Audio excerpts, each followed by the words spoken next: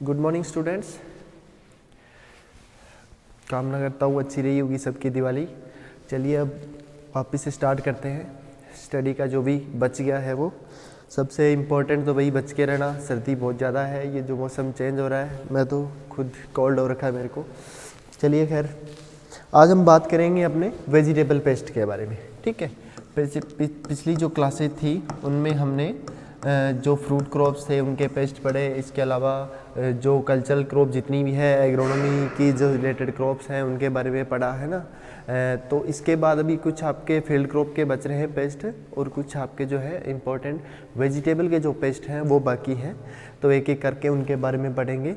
आज हम जिस पेस्ट की बात करने वाले हैं वो है जो आपके कुकुरबिटेसी क्रॉप्स जो है ना। कुकुरबिटेसी जितने भी क्रॉप्स हैं, यानी कि जो कद्दू है, टिंडी है, ककड़ी है, ये सब जो है ना, तो इनके अंदर जो लगने वाले पेस्ट हैं उनके बारे में बात करेंगे एक एक करके। आज जो हम पेस्ट पढ़ने वाले हैं वो है रेड पंपकिन बीटल।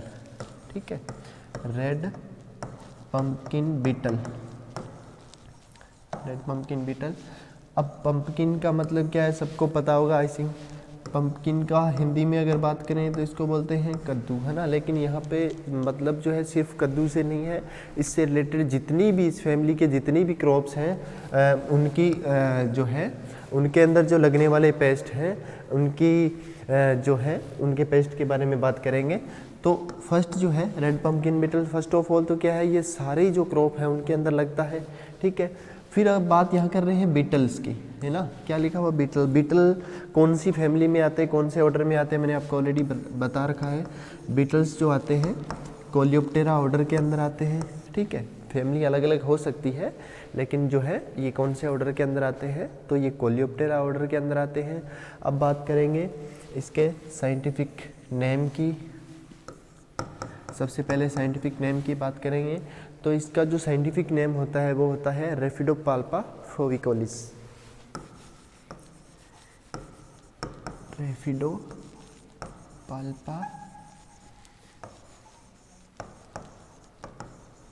फोविकोलिस। ठीक है, अब इसमें क्या अलग अलग स्पीसीज होती है। ये जो स्पीसीज हम बात कर रहे हैं ये क्या है, रेड कलर की स्पीसीज होती है ना। यानी कि इसके जो भी इंडिविजुअल्स होंगे वो कैसे होंगे, लाल रंग के होंगे, रेड कलर के। लेकिन इसके अलावा भी क्या है, जो रेफिडोपाल्पा है इसमें आगे जीनस अलग अलग है, स्पीसीज अलग अलग है, तो उनका कलर भी चेंज हो जाता है। कुछ ब्राउन होती है, कुछ ब्लैक होती है, लेकिन अपने मेजर जो है इसी की बात करेंगे। ठीक है, अब बात करते हैं कि इसकी जो है फैमिली की। तो फैमिली इसकी जो होती है वो होती है क्राइजोमेलिडी। क्राइजोमेलिडी फैमिली होती है इसकी। एंड ऑर्डर जो है वो मैंने ऑलरेडी आपको बता रखा है, कोलियोप्टेरा।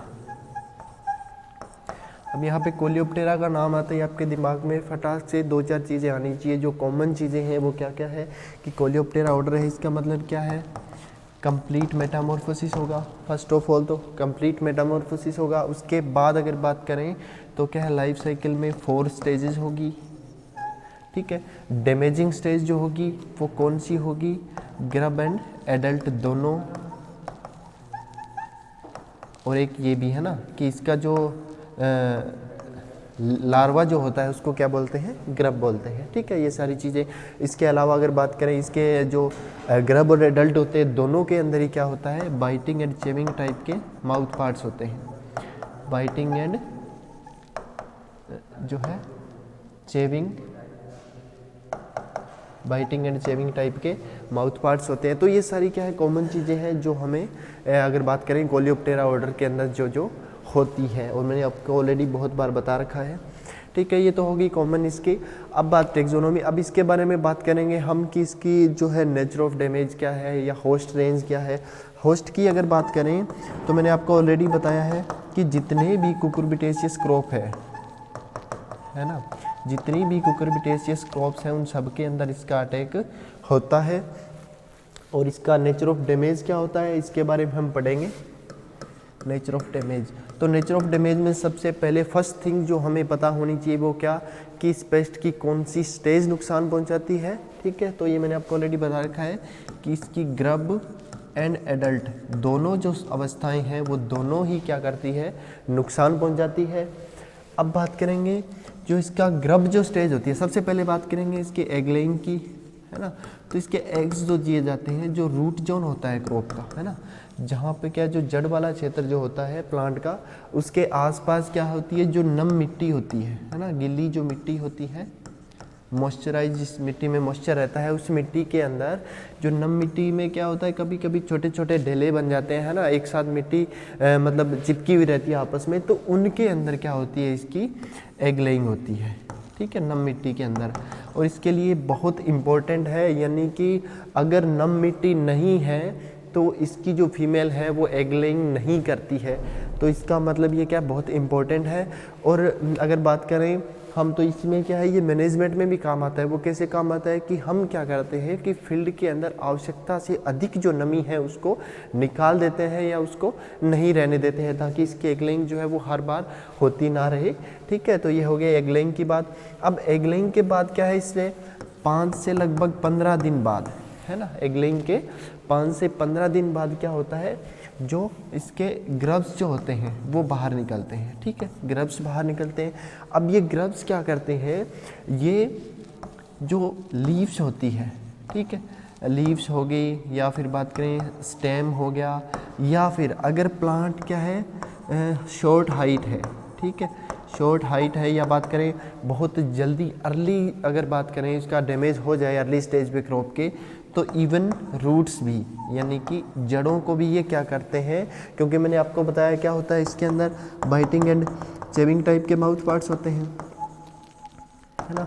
तो बाइटिंग एंड चेविंग टाइप के माउथ पार्ट्स होते हैं, तो ये क्या करते हैं, इसको जो है फीड कर जाते हैं, इसकी जो लीव्स होती हैं उनको काट देते हैं, स्टेम को, इसके अलावा जो फ्लावर्स होते हैं इन सब के अंदर ये क्या करते हैं, होल्स बना देते हैं, है ना, होल्स बना देंगे, यानी कि इसके अंदर छेद कर देंगे, इसके जगह जगह से काट देंगे।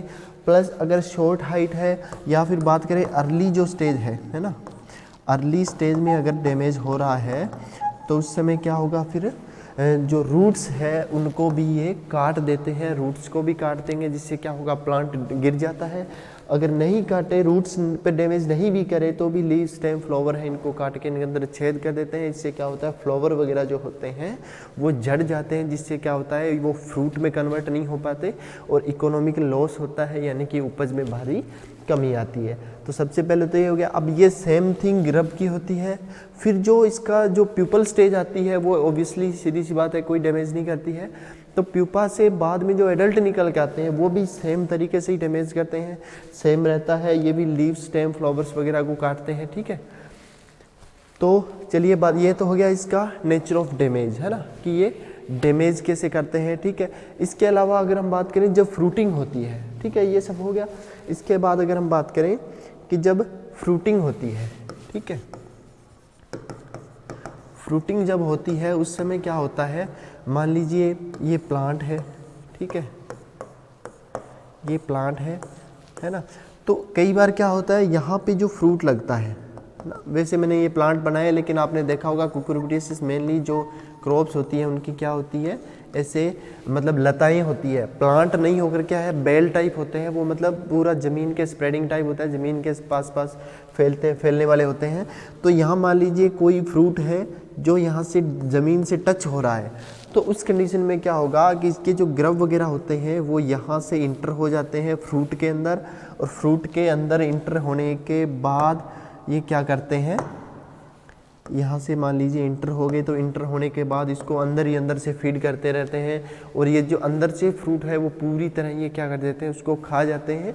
यानी कि जो फ्रूट पल्प जो होता है, फ्रूट पल्प जो होता है उसको अच्छी तरीके से खा जाते हैं। इसके बाद बाहर से देखने पे वो क्या है, नॉर्मल दिखता है। आप जब उसको आउटसाइड से देखोगे, बाहर से फ्रूट को देखोगे तब वो नॉर्मल दिखाई देगा, लेकिन होता क्या है कि मार्केट वैल्यू उस फ्रूट की जो है वो बहुत कम हो जाती है, ठीक है। तो इस प्रकार ये क्या है, फ्रूट के अंदर भी इसकी भारी नुकसान होता है इसके द्वारा। और एक नहीं, ऐसे जैसे मतलब ये ज़मीन के साथ टच है तो एक साथ बहुत सारे जो ग्रब हैं वो इसके अंदर एंटर कर जाते हैं। तो ये इसकी नेचर ऑफ डैमेज हो गया। अब हम बात करेंगे नेक्स्ट जो है इसके जो लाइफ साइकिल है, ठीक है, लाइफ साइकिल जो है उसकी बात करेंगे नेक्स्ट, कि इसके लाइफ साइकिल के अंदर कौन कौन सी स्टेज है और कैसे कैसे ये नुकसान पहुंचाता है। तो सबसे पहले तो हमें ये पता होना चाहिए कि क्या है, कंप्लीट मेटामॉर्फोसिस होता है, कंप्लीट मेटामॉर्फोसिस होती है सबसे पहली बात। तो सेकंड अगर बात करूं मैं तो कितनी स्टेज होती है लाइफ के अंदर, 4 स्टेजेस, 4 स्टेजेस होती है। एक एक करके अगर हम बात करें तो फर्स्ट जो स्टेज होगी, फर्स्ट हम स्टेज की बात करें तो वो कौन सी है, एग, ठीक है, एग स्टेज है। तो अब एग स्टेज की बात करेंगे। एग स्टेज के बारे में मैंने आपको अभी भी बताया, अभी जस्ट ही, कि एग में क्या होता है, सबसे पहले जो नम मिट्टी होती है ना, नम मिट्टी होती है, या फिर बात करें मॉइस्चर वाली जो सॉइल होती है, ठीक है, मॉइस्चर जिस सॉइल के अंदर होता है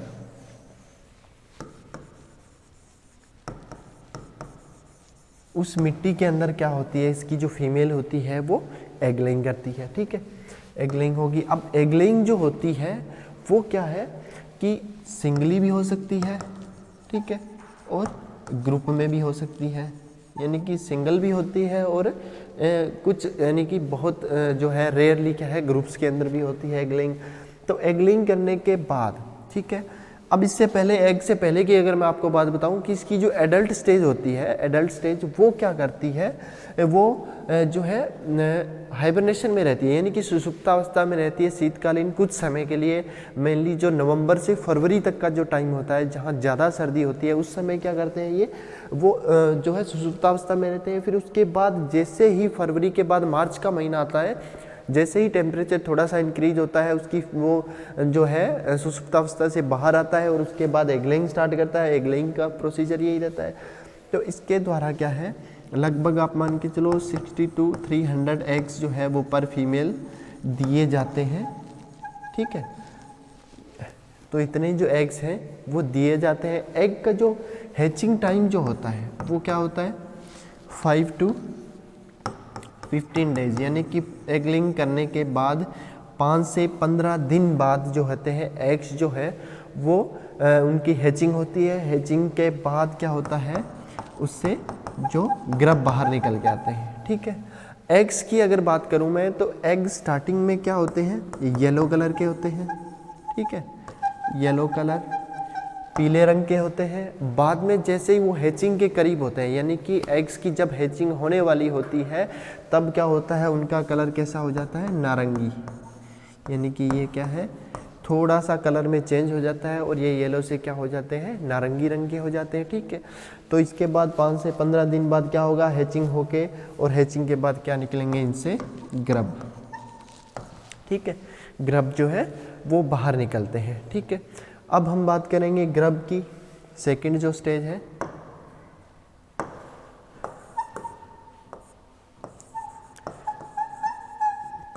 अब यहाँ मैं बार बार ग्रब वर्ड यूज़ कर रहा हूँ, उसका रीज़न क्या मैंने आपको बता रखा है पहले भी, कि जो लेपिडोप्टेरा जो ऑर्डर होता है उसके अंदर इसके जो ग्रब्स होते हैं, सॉरी इसके जो लार्वा होते हैं उनको क्या बोलते हैं, ग्रब बोलते हैं। ऐसे ही डिप्टेरा जो ऑर्डर होता है उसके जो लार्वा होते हैं उनको क्या बोलते हैं, मैगट बोलते हैं।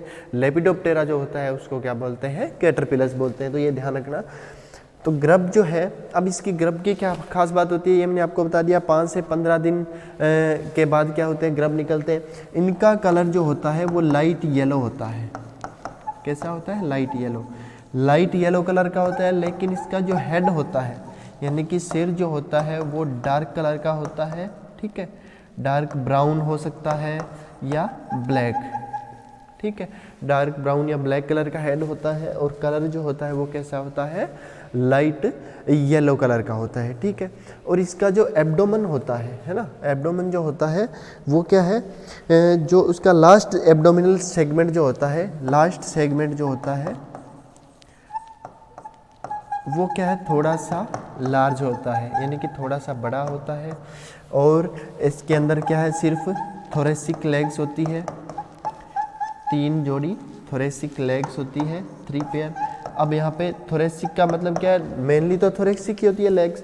थोरेसिक मैंने यहाँ वर्ड यूज़ किया है। थोरेसिक का मतलब क्या है, यहाँ पे थोरेक्स से है, वक्ष से है। यानी कि आपने देखा होगा इंसेक्ट की बॉडी क्या है, 3 पार्ट्स में डिवाइड होती है, हेड, थोरेक्स एंड एब्डोमेन। तो मेनली अगर किसी एडल्ट की बात करें तो उसके अंदर तो फिक्स है कि 3 जोड़ी जो है लेग्स होती है वो कहाँ होती है, थोरैक्स के अंदर होती है। लेकिन जो ग्रब या फिर बात करें इमेच्योर स्टेज कैटरपिलर या फिर बात करें लार्वल जो स्टेज होती है, इसमें ये जो लेग्स हैं ये अलग अलग हो सकती है। जैसे मैंने आपको बताया कि जो लेपिडोप्टेरा ऑर्डर के अंदर हमने एक पेस्ट पढ़ा था जो ग्राम पॉड बोरर हेलिकोवर्पा है, उसके अंदर बहुत सारी लेग्स होती है ना। तो ऐसे ही क्या और भी बहुत सारे जो कैटरपिलर्स होते हैं जिनके अंदर क्या है एब्डोमिनल जो पार्ट्स होते हैं उनके ऊपर भी लेग्स मौजूद रहती है, लेकिन इसके अंदर क्या है सिर्फ थोरेसिक लेग्स होती है, ठीक है। और इसके बाद क्या होता है कि जैसे ही जब ये स्टार्टिंग की बात करें अगर, यानी कि जो निकलते हैं ये एग से हैचिंग के बाद, तो निकलने के बाद क्या करते हैं ये आसपास की जो रूट्स जो होती है ना, आसपास की जो रूट्स होती है, रूट वाला जो पोर्शन होता है उसको फीड करते हैं, उसको काट के ये खाते हैं। सबसे पहले तो यही काम करेंगे। इसके बाद क्या है उसके थ्रू फिर बाद में ये क्या है लीव्स पे या फिर बात करें फ्लावर्स पे और इवन फ्रूट्स के ऊपर भी क्या है डैमेज करते हैं, उसको नुकसान पहुंचाते हैं। ये क्या करते हैं होल्स बना देते हैं, मेक होल्स इन लीव्स, पत्तियों के अंदर या फिर ऊपर जो भी मैंने अभी बताया आपको फ्लावर्स के अंदर फ्रूट्स के अंदर, ये क्या करते हैं होल्स बना देते हैं, जिससे क्या होता है कि वो उसमें जगह जगह आपको छेद दिखाई देंगे। और बाद में अगर बात करें फ्रूट की बात करें तो फ्रूट का मैंने आपको बताया कि फ्रूट में ये क्या करते हैं, मान लीजिए ये फ्रूट है, ठीक है, तो फ्रूट में क्या है एक साथ इनका बहुत सारा जो है मिलके एक साथ डैमेज करते हैं, है ना, एक साथ बहुत सारे जो लार्वा हैं वो इसके अंदर एंटर हो जाएंगे ग्रब से, और फ्रूट बाहर से देखने पे आपको नॉर्मल दिखाई देगा, लेकिन इसकी मार्केट वैल्यू ख़त्म हो जाती है या बहुत जो है वो कम हो जाती है, ठीक है। अगर इसकी बात करें साइज़ की, तो इसका जो साइज होता है वो क्या होता है लगभग 15 mm के आसपास होता है, 15 mm लगभग इसका साइज होता है। 4 टाइम इसकी मोल्टिंग्स होती है, यानी कि 4 बार लगभग त्वचा निर्मोचन होता है। इसके बाद ये क्या है फुली ग्रोन यानी कि पूर्ण विकसित जो होता है उसके अंदर बदल जाता है। इसके बाद क्या होता है, ठीक है, ये हो गया। अब इसका जो टाइम पीरियड होता है, ठीक है, जैसे एग्स का मैंने आपको बताया कितना होता है 5 से 15 दिन का, है ना। ऐसे ही इसका जो अगर टाइम पीरियड की बात करें तो इसका होता है 30 to 25 डेज, मान के चलो आप लगभग 15 से 25 या 13 से 25 दिन तक का होता है। और इसी के अंदर ये क्या है 4 बार लगभग त्वचा निर्मोचन करके पूर्ण विकसित होके और बाद में किसके अंदर बदल जाती है ये, इसके बाद ये जो है वो प्यूपल स्टेज जो होती है प्यूपा में बदल जाती है, ठीक है। तो ये हो गया इसका बात करें जो ग्रब स्टेज है। अब नेक्स्ट हम बात करेंगे जो प्यूपल स्टेज होती है, प्यूपा स्टेज जो है इसकी बात करेंगे, ठीक है। तो प्यूपा की अगर हम बात करें तो इसमें क्या होता है कि ये ज़मीन में लगभग 10 से 15 सेंटीमीटर की गहराई पर जाके, सेंटीमीटर की डेप्थ पर जाके सॉइल के अंदर 10 से 15 सेंटीमीटर की गहराई में जाकर वहाँ पे क्या करता है ये अपनी जो स्किन होती है या फिर बॉडी होती है उसके बाहर एक कोकून का निर्माण करती है, और उस कोकून के अंदर ही ये क्या है इसमें बदलती है, प्यूपा में बदलती है, ठीक है। अगर इसके बात करें साइज़ की बात करें इसके, तो इसका जो साइज होता है वो लगभग होता है आप मान के चलो 7.5 सेंटीमीटर, तो सॉरी mm 7.5 mm इसकी लगभग लेंथ होती है, और 3.5 mm जो है विड्थ होती है, ठीक है। 7.5 mm से लगभग इसकी लेंथ होती है और 3.5 mm लगभग इसकी विड्थ होती है। बाकी इसके अंदर कुछ खास है नहीं। अगर कलर की बात करें तो आलमंड रेड कलर जो होता है इसका वो आलमंड रेड कलर होता है, यानी कि बादामी लाल कलर होता है इसका प्यूपा का, ठीक है। अब इसके बाद प्यूपेशन के बाद क्या होता है लगभग आप मान के चलो 7 से 17 दिन बाद, है ना, लगभग लास्ट बात अगर करें स्टेज की वो है एडल्ट, है ना। तो प्यूपा के बाद लगभग 7 से 17 दिन बाद आफ्टर प्यूपेशन यानी कि प्यूपा के लगभग 7 से 17 दिन बाद जो है वो एडल्ट बाहर निकलता है। ठीक है, अब एडल्ट जो कीट है इसका वो क्या है, ब्लैक नहीं, रेड कलर का होता है। दिखने में कैसा होता है, रेड कलर का होता है। पहले ये क्या होता है, येलो कलर का होता है, येलो कलर का होता है, जो बाद में कैसा दिखाई देता है, रेड कलर का होता है, हो जाता है। ठीक है, और जो thoracic three pairs of legs होते हैं, प्लस इसके साथ साथ कोलियोप्टेरा में कॉमन चीज़ आपको पता होगी कि जो फोर विंग्स होती है ना, फोर विंग्स होती है वो क्या है, टफ स्ट्रक्चर होती है, हार्ड स्ट्रक्चर होती है, जिनको हम क्या बोलते हैं, इलेक्ट्रा बोलते हैं। इलेक्ट्रा बोलते हैं। ये क्या करते हैं, ये बॉडी को कवर रखते हैं, यानी कि बाकी का जो एब्डोमिनल पार्ट होता है पूरा, उसको ये कवर रखते हैं, सुरक्षा करते हैं इसकी। ठीक है, इसके साथ साथ क्या है इसका जो थोरेक्स वाला पार्ट होता है, यानी कि थोरेक्स जो है वो 3 भागों में बटा होता है ना। तो जो प्रोथोरेक्स जो होता है ना, प्रोथोरेक्स जो वाला जो पार्ट है, उससे क्या है, हेड का जो बैक साइड होती है वो कवर रहती है ना।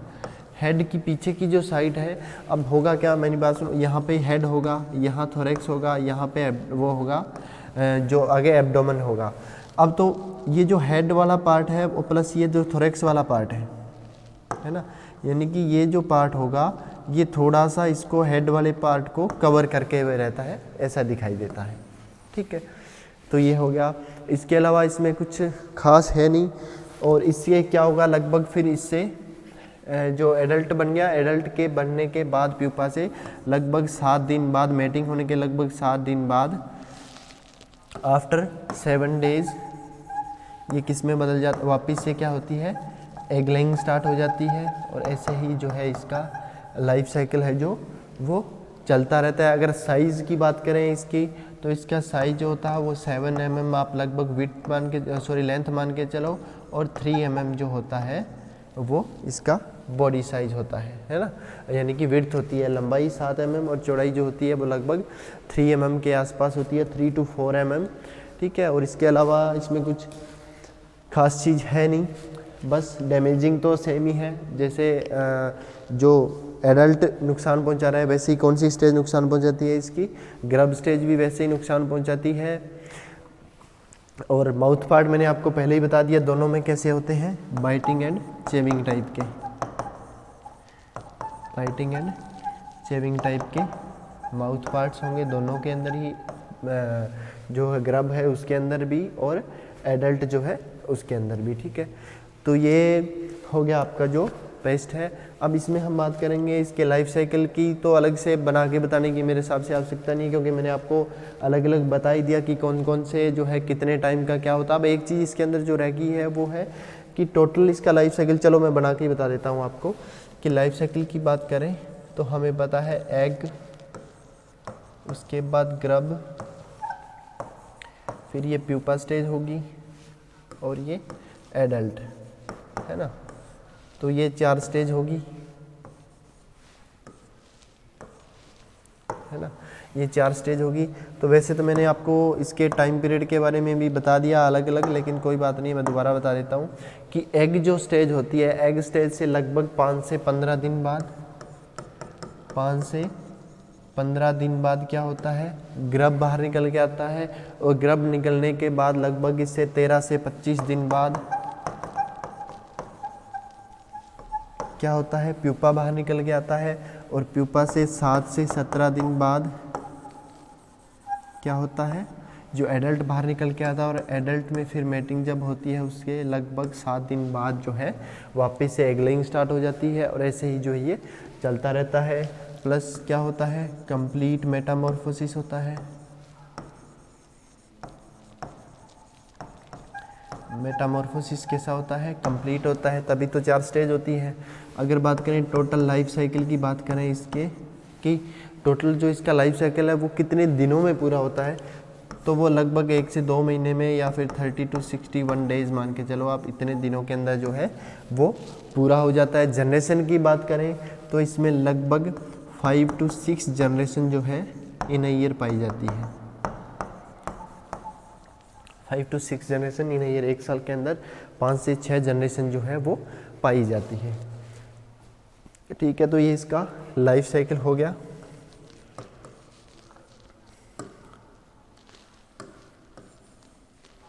ठीक है, लाइफ साइकिल। अब जो इसमें चीज़ बची है वो है इसका मैनेजमेंट। मैनेजमेंट के बारे में बात करते हैं। तो मैनेजमेंट में सबसे पहली चीज़ हम क्या करते हैं, कोशिश हम जितने भी मैनेजमेंट पढ़ते हैं उसको हम सबसे पहले आईपीएम के थ्रू लेके चलते हैं। अब आईपीएम का मतलब क्या है, यानी कि केमिकल कंट्रोल जो होता है उसको सबसे लास्ट में लेके चलो, उससे पहले अगर कोई विधियाँ हैं तो उनका यूज़ करो। तो इस केस में अगर हम बात करें, क्योंकि हमें पता है कि एक तो जो एडल्ट जो रहता है वो कहाँ रहता है, सोइल के अंदर, या तो सोइल के अंदर छुपा हुआ रहता है, जो गिरी हुई पत्तियाँ वगैरह होती है उनके अंदर छिपा हुआ रहता है, प्लस जो एगलिंग जो होती है वो भी कहाँ होती है, सोइल के अंदर होती है। तो हम क्या करते हैं, हार्वेस्टिंग के बाद, है ना, हार्वेस्टिंग के बाद हम क्या करते हैं, इसकी डीप प्लोइंग करते हैं, फील्ड की डीप प्लोइंग करते हैं। अब डीप प्लोइंग करते हैं, उससे क्या होगा कि मिट्टी जो है वो पलट जाएगी, यानी कि नीचे की मिट्टी ऊपर आती है। इससे क्या होगा, अगर कुछ हाइबरनेशन में कोई स्टेज है या फिर एग्स वगैरह जो है वो डायरेक्ट जो है क्या होंगे, एक्सपोज होंगे। एग्स वगैरह जो है वो क्या है, सनलाइट, डायरेक्ट सनलाइट से क्या होंगे, एक्सपोज होके ख़त्म हो जाएंगे। ठीक है, तो इससे क्या है, आगे जो है लाइफ साइकिल आगे नहीं चलेगा। फर्स्ट थिंग तो ये हो गई। उसके बाद अगर हम बात करें, जितनी भी ड्राई लीव्स होती हैं फील्ड के अंदर, जितनी भी ड्राई लीव्स होती हैं या अदर पार्ट्स होते हैं प्लांट के, अदर प्लांट पार्ट्स, तो उनको हम क्या करते हैं, डिस्ट्रॉय कर देते हैं, कलेक्ट करके उनको अलग करके और डिस्ट्रॉय कर देते हैं, ख़त्म कर देते हैं, जला देते हैं। इसके बाद अगर बात करें अर्ली मॉर्निंग के समय, है ना, सुबह सुबह के समय हम क्या करते हैं, जो जब ये इनएक्टिव होते हैं यानी पूरी तरह एक्टिव नहीं होते हैं, उस समय हम क्या करते हैं कि जो स्टेज होती है इसके, एडल्ट वगैरह जो होते हैं, एडल्ट हो गए या फिर जो ग्रब है, उनकी हैंड पिकिंग करते हैं। क्या करते हैं, हैंड पिकिंग, यानी कि हाथ से उनको पकड़ते हैं और बाद में उनको क्या कर देते हैं, किल कर देते हैं। ठीक है, तो हैंड पिकिंग भी करते हैं। तो ये किस में आ गया, मैकेनिकल कंट्रोल के अंदर आ गया। इसके अलावा अगर हम बात करें तो फील्ड के अंदर हम क्या करते हैं, जो घरों में राख जो होती है, ऐश जिसको बोलते हैं, ऐश राख जो होती है लकड़ी की, उसके अंदर हम क्या करते हैं, केरोसिन या फिर मिट्टी का तेल जो होता है, ठीक है, उसको मिक्स करके उसको क्या कर देते हैं, प्लांट के ऊपर जो है उसकी डस्टिंग कर देते हैं। इससे क्या होगा, डस्टिंग करने से क्या होगा, जो प्रोटेक्शन का काम करता है, ये क्या करता है, प्रोटेक्शन का काम करता है, यानी कि प्रोटेक्ट करता है लीफ वगैरह को, ताकि उसके ऊपर जो है ये नुकसान ना पहुंचा सके, यानी कि उन पत्तियों को जिनके ऊपर इनका जो है हमने पाउडर का जो छिड़काव किया है, यानी कि राख के अंदर मिट्टी का तेल मिला के, तो उसकी वजह से क्या उसको खा नहीं पाते हैं या फिर उसको खाते नहीं हैं। ठीक है, या फिर इसके बाद अगर बात करें हम नेक्स्ट और क्या हो सकता है, तो हमें पता है कि एगलिंग क्या होती है, सोइल के अंदर मिट्टी के जो जड़ों वाला क्षेत्र होता है उसके पास, तो हम क्या करते हैं, वीडिंग प्लस हेरोइंग। जब वीडिंग करते हैं उसके साथ साथ हेरोइंग हम करते हैं। इससे क्या होगा कि जो रूट वाला एरिया होता है, रूट वाला जो जोन होता है उसकी गुड़ाई हो जाती है। इससे क्या होगा, जितने भी एग्स वगैरह होते हैं, है ना, एग्स जो होते हैं वो डिस्ट्रॉय हो जाते हैं या फिर हम बात करें ख़त्म हो जाएंगे। तो ये सब करने के बाद भी मान लीजिए कि अगर कंट्रोल नहीं होता है और बहुत ज़्यादा फील्ड में अगर हमें दिखाई दे रहे हैं, तो उस समय हम क्या करते हैं, केमिकल कंट्रोल लेते हैं, यानी कि केमिकल्स का क्या है, हम जो है वो स्प्रे करते हैं। ठीक है, अब सबसे पहले हम बात करेंगे डस्ट की।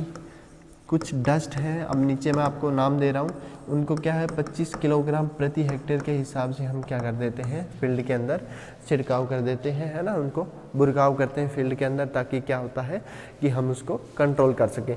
तो डस्ट की हम बात करेंगे तो सबसे पहले एक तो है carbaryl dust, carbaryl 5%, carbaryl 5% dust, या फिर बात करें जो मेलाथियन है, मेलाथियन 5% डस्ट का यूज़ करते हैं। ठीक है, इनको क्या करते हैं, फील्ड के अंदर 25 किलोग्राम मात्रा है उसकी जो छिड़काव करते हैं, या इसके अलावा और थायोडान भी है एक, है ना, थायोडान डस्ट होती है, उसका छिड़काव कर देते हैं। ये भी लगभग 4% होती है।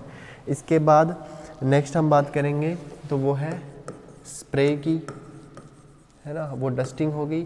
अब इसके बाद हम बात कर रहे हैं स्प्रे की, कि इसके अलावा अगर हम क्या करेंगे कंट्रोल करने के लिए, इफ़ेक्टिव बनाने के लिए इसको कुछ केमिकल्स का भी क्या है हम जो है उसको पानी में मिला के, जो प्रभावी कीटनाशी होते हैं उनको मिला के और उसका छिड़काव कर देते हैं। अगर इसके अंदर हम बात करें तो एक तो मेलाथियान ही है, उसको डस्ट के रूप में भी यूज़ लेते हैं और जो है स्प्रे के रूप में भी यूज़ लेते हैं। ठीक है, मेलाथियान होता है ये 50 EC होता है, इमल्सिफाइड कंसंट्रेशन होता है। तो इसको क्या करते हैं हम पानी के अंदर मिला के और क्रॉप के अंदर उसको छिड़काव करते हैं। या फिर इसके अलावा बात करें एक DDVP आता है, DDVP 76 EC, है ना, तो इसका भी घोल बना के हम छिड़काव कर देते हैं।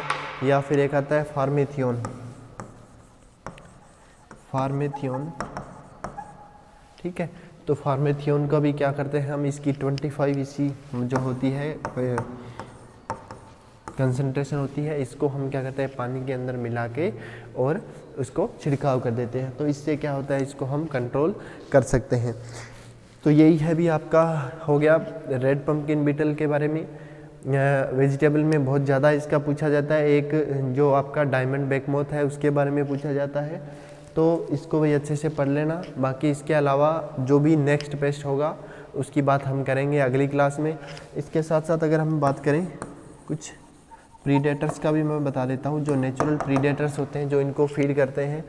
तो ये नॉर्मली जो भी हाउस क्रो जो होता है ना, या फिर स्पैरो जो होती है, चिड़िया जो होती है ना, ये सब क्या करते हैं, पैरट हो गया, तो ये क्या है, ये इसकी जो स्टेज ऊपर इनको दिखाई देती है उसको ये क्या करते हैं, फीड करते हैं। इसके अलावा प्रेइंग मेंटिस हो गया,